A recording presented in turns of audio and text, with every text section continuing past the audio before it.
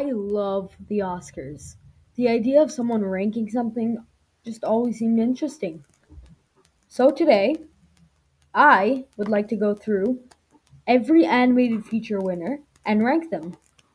Hopefully, you agree. Let's get started. Number 17. What I consider to be one of the worst animated movies of all time is Happy Feet. Happy Feet is absolute garbage. It has some of the most annoying characters I have ever seen in anything. I swear to God, the characters are boring. The little personality they do have is dull. The character designs themselves look horrible. I legitimately could not tell the main character's sister from the main character's mother. They looked exactly the same.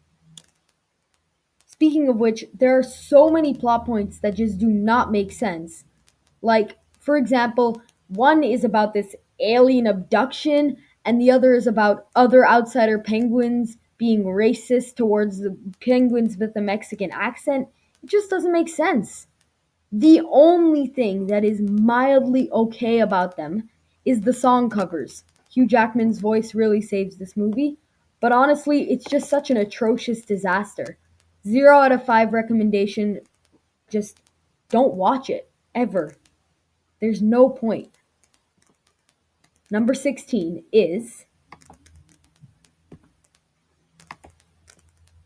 Brave. Now, Brave is another case of just being a horrible, horrible movie. There were so many times in the back of my mind where I was like, I was screaming at the characters. I wanted to scream at them. Like in one scene, there's a bear behind the main character, and the main character is taking notes from the bear. But everyone is literally watching the bear in the black, and no one ever sees the bear. It is ridiculous.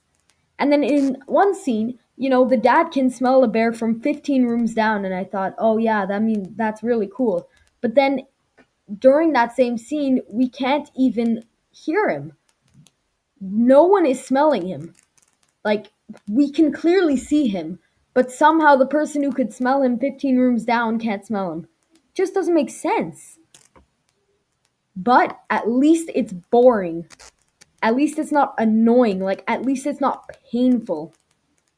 So, I, I still don't think there's nothing to enjoy here. Nothing. The main character is boring.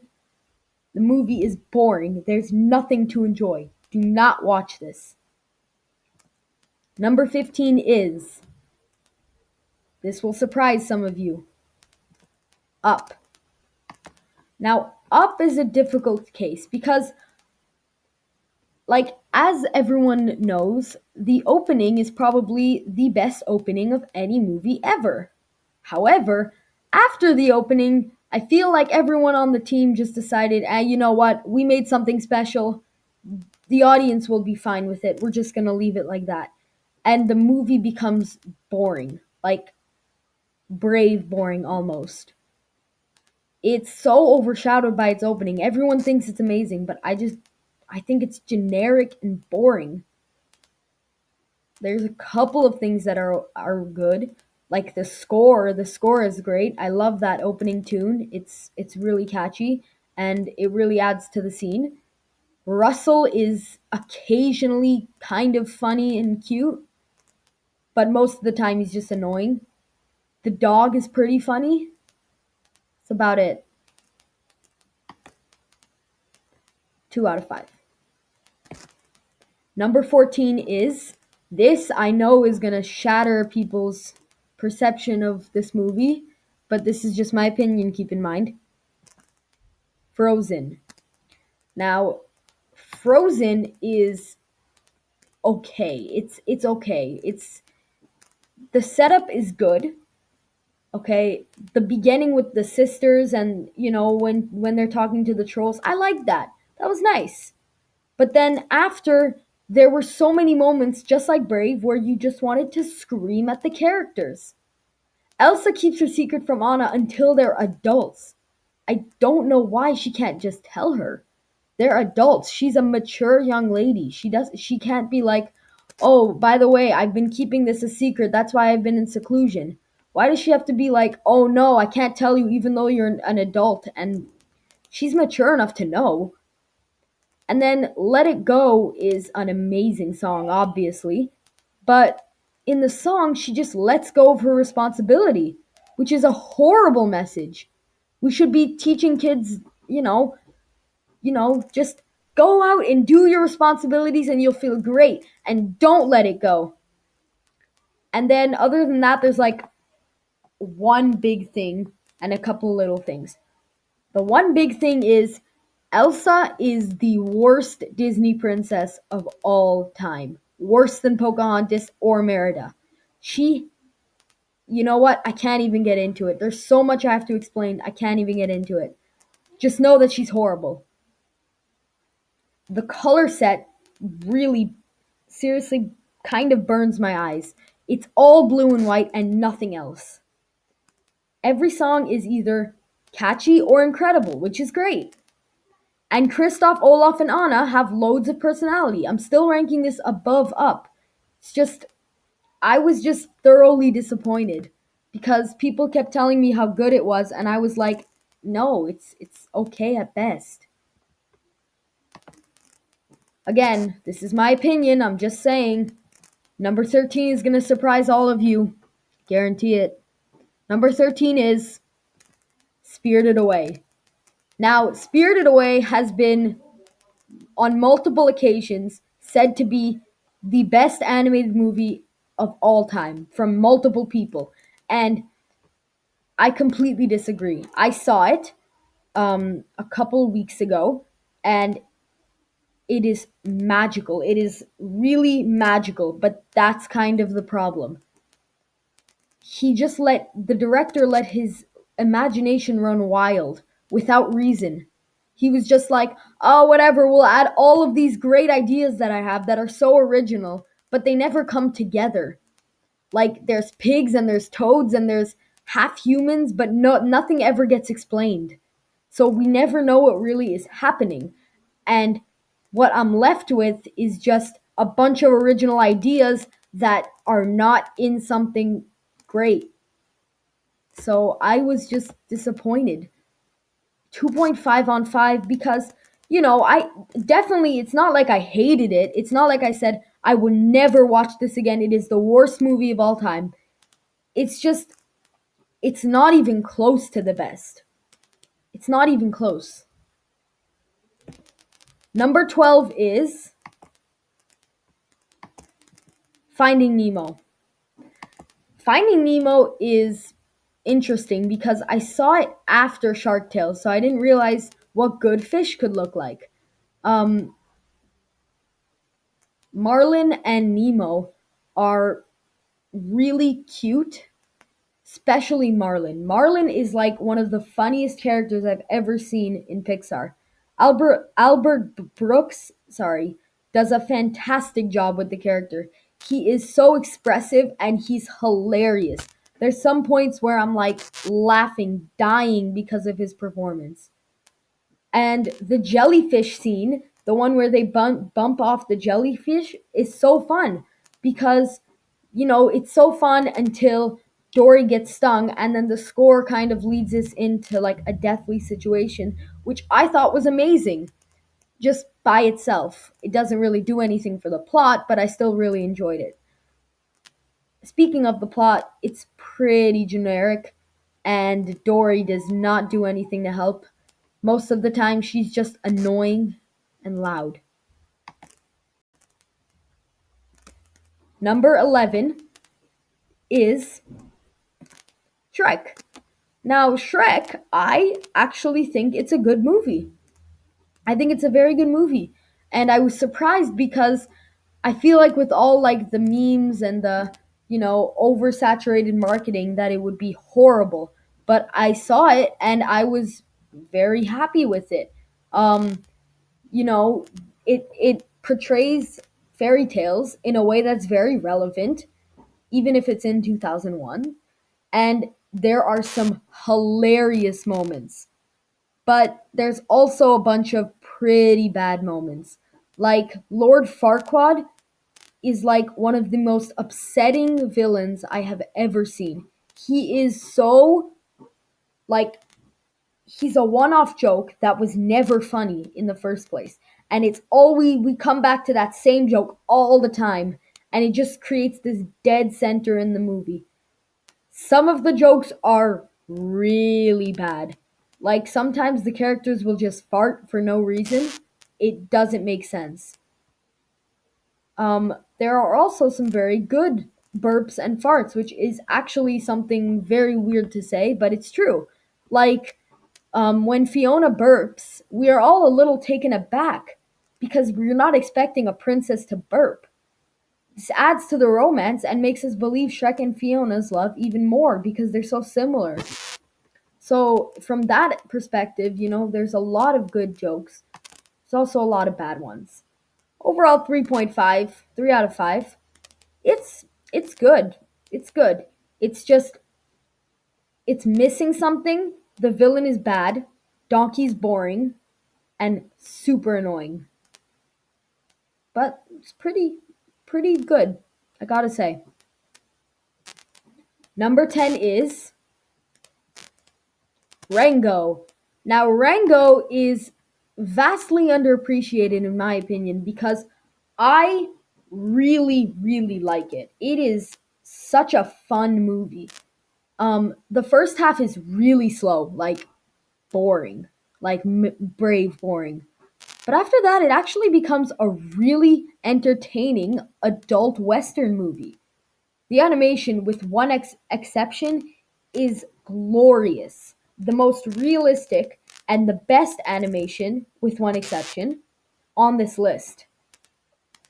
It is so realistic. I could feel all the ridges and everything that was happening inside the town. There are not really any laugh out loud moments, but there are many awkward exchanges that can lead to some sort of funny situation. And, I'm really glad that an adult movie has finally been rewarded because you don't see that often. Like, Sausage Party was very considered very bad. So I'm glad that this Western comedy is pretty great, I gotta say. And number 9 on my list is Wallace and Gromit. Wallace and Gromit I just saw 4 hours ago. And I was expecting it to be pretty average. Like I thought it was gonna be, replacing Frozen, maybe Spirited Away. But I actually put it a lot higher than I expected. And the reason for that is it's just mindless fun.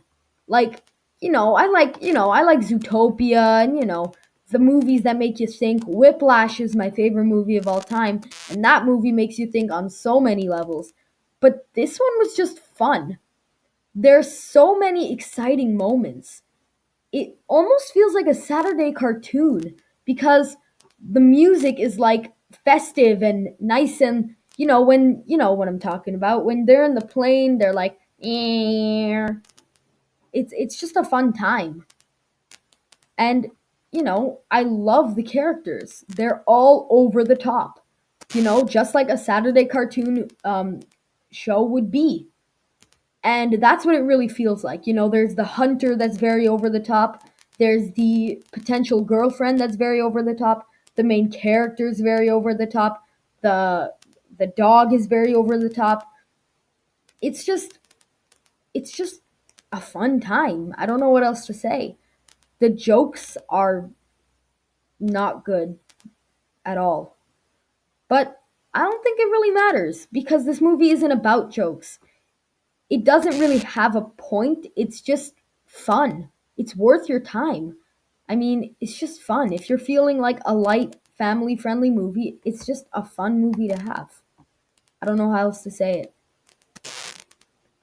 Number 8 on my list is Zootopia. Now, Zootopia is a very different movie. On the surface, it's a fun anthropomorphic animal movie. But as you start to go deeper into the movie, you realize that it's all about racial tensions between races in America. Now, listen, I love that idea, but the problem is that the comparisons are sometimes so forced that it actually makes me laugh. Like when the elephant says that this ice cream shop reserves the right to refuse service, I was laughing, and not because I was supposed to.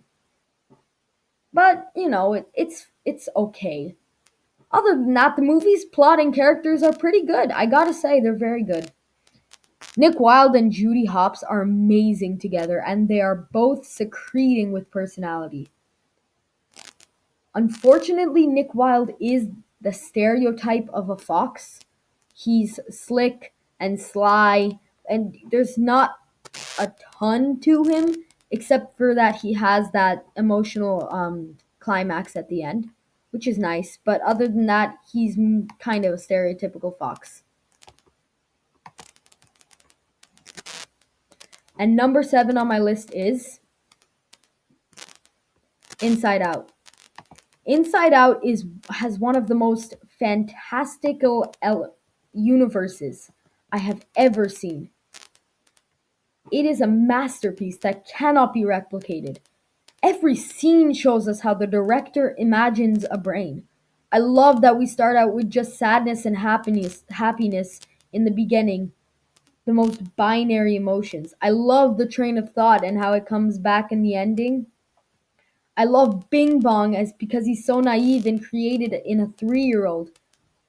I love almost everything about this movie. Almost. But there is one huge thing that is holding this movie back. And that is Joy is not a sympathetic character. I did not like her when she was forcing sadness to be happy. I did not like her when she left Bing Bong and sadness just so she could get to headquarters. She was so selfish before she went through that personal growth. And I just didn't think I could deal with that. And I didn't. I That's just such a big flaw for me. This would be way higher if Joy was just a little more sympathetic. Cuz as it is, this movie's a shred away from being, my top 5 movies. And the number 6 spot goes to Big Hero 6. Now, Big Hero 6 is an action packed adventure that's a shred away from being my number one masterpiece. The characters are all oozing with feeling and thought. Everyone is so distinct. Like Wasabi, he's very controlled and he organizes everything. All of them are just so different, and it makes it happy. It makes me happy to watch the film and to develop these characters and to find out, more about them because they're so interesting to begin with. And all the powers are so different and unique.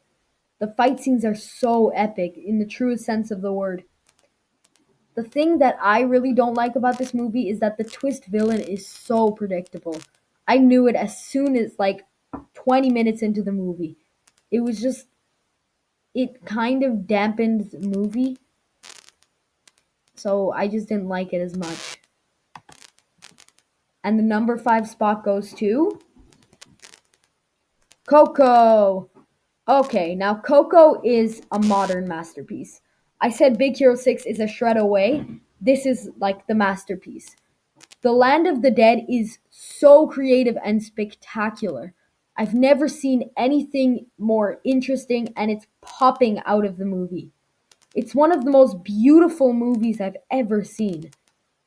They have the same amount of creativity in Spirited Away, but this time it actually makes sense. The songs are some of the best Disney has to offer. Poco Loco is such a jam. I love it so much. Overall, this movie just feels like it's a celebration of Mexican culture. It is honoring the traditions and traditional feasts, traditions, and everything about Mexico that they celebrate. It's just amazing. Number 4 on my list is Toy Story 3. Toy Story 3 is really an incredible, unforgettable experience that leads to one of the best endings any movie series I've ever seen. Lotso is the most hateable villain. That's why I think this ending was so impactful because we just we feel horrible for these characters who had to go through this bully of a character. I also love the existential crisis everyone goes through.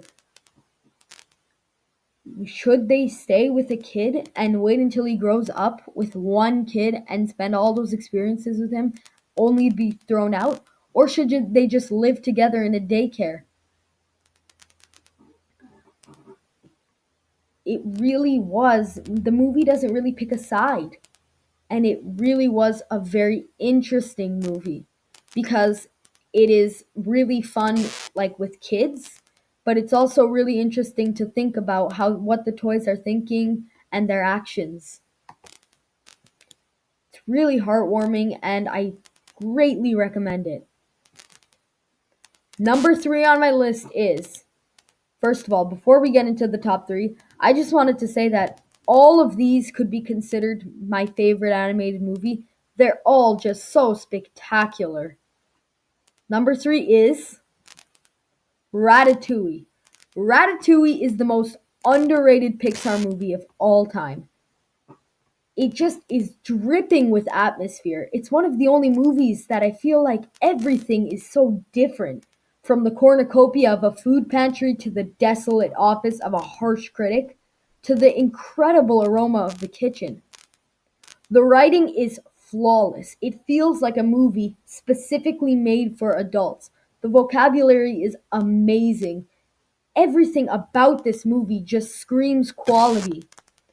Brad Bird did such a fantastic job with this underrated Pixar classic. You really should check it out because I'm guessing that these next two you've probably seen. Check it out right after this video is done, or right now if you want, if you're not interested. My number 2 favorite animated movie of all time is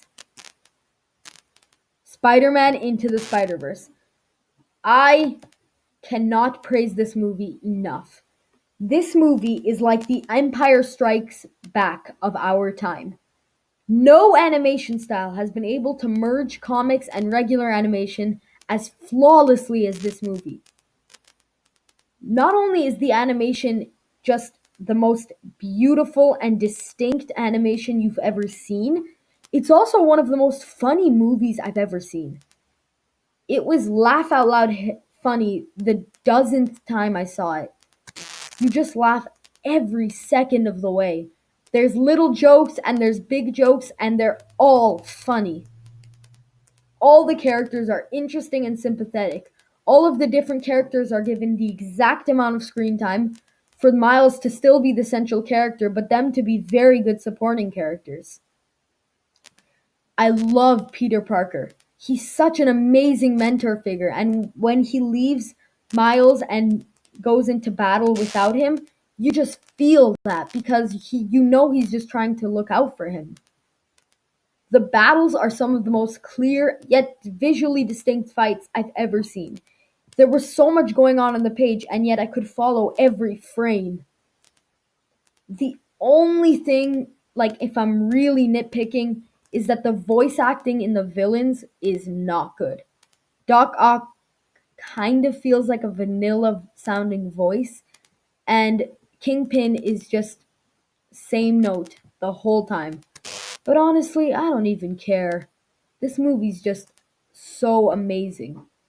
I can't even express my joy and love for it. Wait, why isn't it number 1? Oh, right. That's because the number 1 spot, what I consider to be my favorite animated movie of all time, is probably obvious right now, but it's The Incredibles. The Incredibles. This is the most flawless animated movie ever created. It feels like absolute perfection. The family dynamic is emotional and relatable. The characters go through personal growth. That is amazing. The villain is intimidating, has a history, and has so many lines that are iconic. For example, and when everyone's super, no one will be. The dialogue is flawless in every way. The exchanges are perfect. Every exchange is perfectly paced, and there's not too many words in each phrase. The expressions are either hilarious or they make you say, "That's exactly what I would do." When Dash laughs when he can finds out he can walk on water, I laughed for 10